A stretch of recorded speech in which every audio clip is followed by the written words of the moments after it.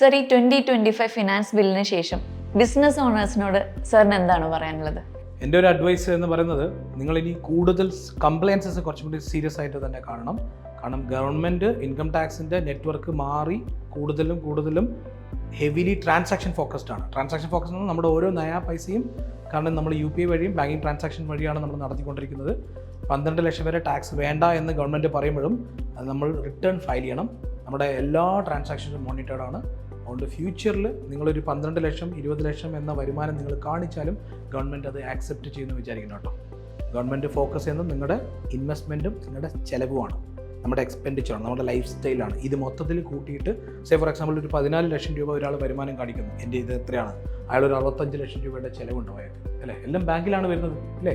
ഈ 25 ലക്ഷം രൂപയുടെ ചിലവ് വരുന്ന സമയത്ത് അവർ ചെക്ക് ചെയ്യും, എങ്ങനെയാണ് നിങ്ങൾ ഈ 14 ലക്ഷത്തിൻ്റെ വരുമാനം കാണിച്ചിട്ട് ഇത്രയും ചിലവ് ചെയ്തത്, അല്ല? ഇത് രണ്ടും മാച്ച് ചെയ്യാൻ പറ്റിയില്ലെങ്കിൽ you will be in trouble.